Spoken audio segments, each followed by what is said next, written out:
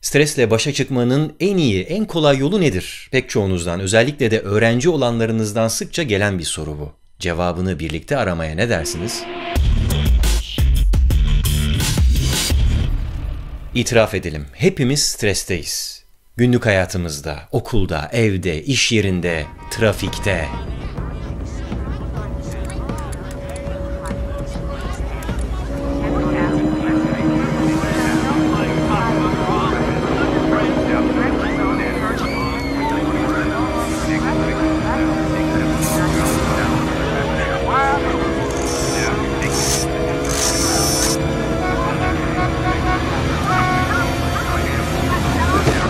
Bütün bu karşılaştığımız zorluklar yetmezmiş gibi bir de ülke olarak yaşadığımız problemler de buna eklenince bunalmaya başlıyoruz. Eskiden iki arkadaş bir araya gelip sohbet etmeye başlayınca hemen ülkeyi kurtarma muhabbetlerine dönerdi iş. Şimdi bu da yetmiyor, dünyayı kurtarmaya falan çalışıyoruz. Evdeki tırnak makasının körelmesinden tut, Trump'ın başkan olmasına kadar her şey bize dert, stres kaynağı. I will build a great wall. I will be the greatest God.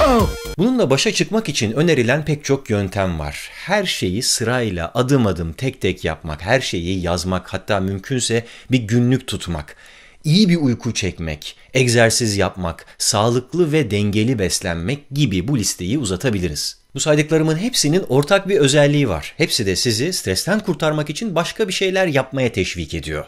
Oysa ben size bambaşka bir şey önereceğim. Zor bir şey. Hazır mısınız? Stresten kurtulmak için hiçbir şey yapmayın. Inner peace. Inner peace. Hiçbir şey yapmamak. Öyle söylendiği kadar kolay bir şey değil bu. Would whoever is making that flapping sound quiet down?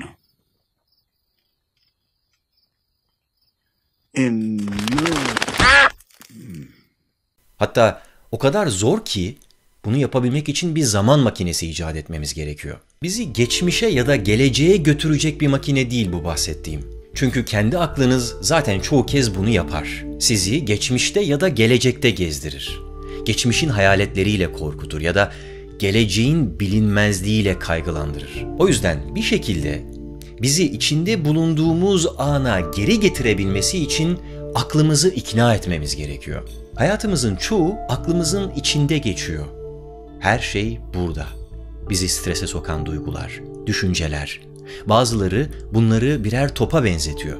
Kafanızdaki duyguları ve düşünceleri durdurmak yerine onlara uzaktan bakmanızı öneriyor.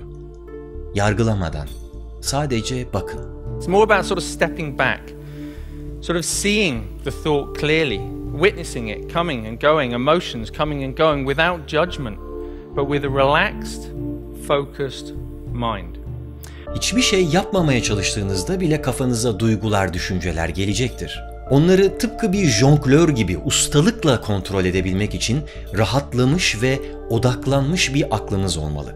So for example, right now, if I focus too much on the balls, then there's no way that I can relax and talk to you at the same time. Equally, if I relax too much talking to you, then there's no way I can focus on the balls. I'm going to drop them.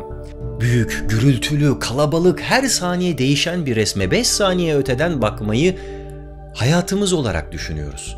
Oysa zaman zaman resme uzaktan da bakabilmek lazım. Sessiz, sakin, sadece durmak ve bakmak. Only by stepping back and then further back and holding still that we can begin to see what the canvas means and to catch the larger picture. Eğer kendimize ulaşmak istiyorsak bunu yapabilmemiz şart. Kendimize ulaşmak. Bu tabiri çok seviyorum. Şu anda hemen hepimiz cebimizdeki veya etrafımızdaki envai çeşit teknolojik araçla dünyanın herhangi bir yerindeki bir kişiye rahatlıkla ulaşabiliriz. Peki ya kendimize? Kendimize ulaşabilmek için bunun tam tersini yapmamız lazım. O envai çeşit teknolojik oyuncağı, aracı kapatıp kendimizle baş başa kalmak. Stresle başa çıkmak için hiçbir şey yapmayın demiştim ya. Sadece bu cümle bile stresi sanki kendisiyle mücadele edilmesi gereken zorunlu bir düşmanmış gibi gösteriyor bize. Oysa yapılan araştırmalar bu konuda psikologların bile fikrini değiştirmiş. Bu araştırmalardan biri 30.000 kişi üzerinde yapılmış ve tam 8 yıl sürmüş. Araştırmaya katılanlara şu 2 soru sorulmuş. How much stress have you experienced in the last year? They also asked, do you believe that stress is harmful for your health? Ve sonra da ne yapmışlar biliyor musunuz? Her yıl bu soruları sordukları insanlardan kaç tanesi ölmüş ona bakmışlar. Geçen yıl strese maruz kaldığını söyleyen kişilerin tahmin edebileceğiniz gibi ölüm riski %43 oranında artmış. Ama sadece stresin sağlığına zararlı olduğuna inananlar arasında bu oran artmış. Buna inanmayanlar gayet sağlıklı bir şekilde hayatlarına devam etmişler. Now, the researchers estimated that over the 8 years they were tracking deaths, 182,000 Americans died prematurely, not from stress, but from the belief that stress is bad for you. Yani stresle başa çıkmanın en iyi yolu olarak öncelikle onun başa çıkılması gereken bir düşman olmadığına inanmamız gerekiyor. To believe in it. But how? How? Elbette strese maruz kalacağız. Bu bizim hayatımızın bir parçası. Ama bununla beraber yaşamayı öğrenmemiz gerekiyor. Arada duraklayarak. Sessizliğin sesindeki beyaz boşlukları yakalayarak. İçinde yaşadığımız bu dünya gerçekten çok meşgul, kafası karışık. Dolayısıyla bizlerin de öyle. Stres altındayız. Belki bunu değiştirmek o kadar kolay değil. En azından ona bakış açımızı değiştirebiliriz. Look at this tree, Sifu. I cannot make it blossom when it suits me, nor make it bear fruit before its time. Sürekli bir şeyler yapıyoruz, bir taraflara doğru koşturuyoruz. Ya bir duralım. Oh, şöyle derin bir nefes alalım. O nefesi alabildiğimize sevinelim.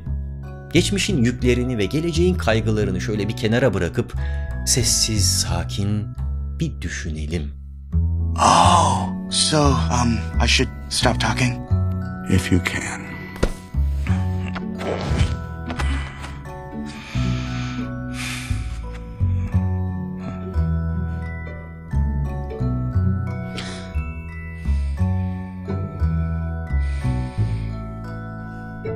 You want to get something to eat?